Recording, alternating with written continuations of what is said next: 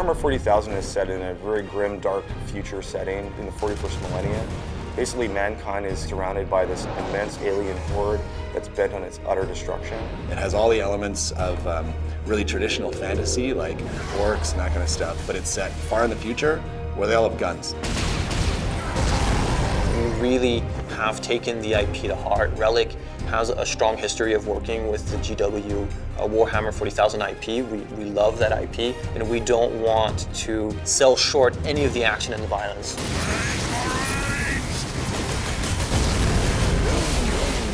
In our game, you're sent down to one small planet that's an industrialized world designed to manufacture weapons of war. The orcs are there to get their hands on the warlord-class Titan. Titans are gargantuan beasts of metal, bristling with weapons that could level whole cities. And if the orcs can get their hands on these weapons, they could ravage countless worlds, and they would be a true threat to the Imperium.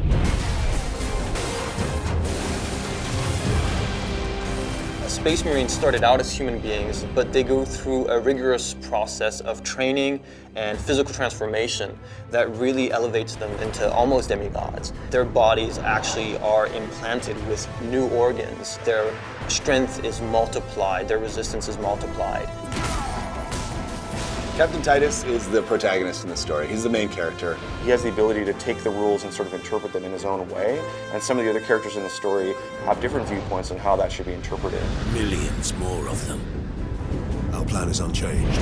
The main threat in Space Marine are the orcs. They are a brutal, animalistic, barbaric race of beings. Orcs are just one of the many races found in the fiction, and it's the one that we felt best complemented the Space Marines. Space Marines are very serious, very controlled. The orcs are sort of messy, vicious, violent, so it adds a nice contrast. We have some which are like shamans. They have magical powers. We also have Gretchen.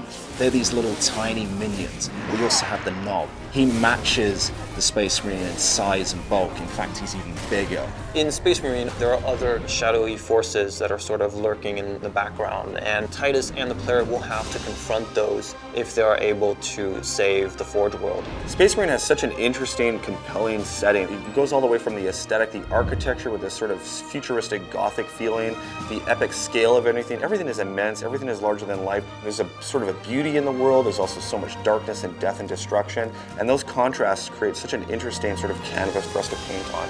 It's just a tremendous sci-fi fantasy universe. It's not just a simple story about an orc invasion of the Forge world. There's much more depth going on. There's lots of twists and turns in the story. There's betrayals. The action is amazingly intense. Really, anybody who likes science fiction, who likes any kind of blockbuster entertainment is going to love Space Marine.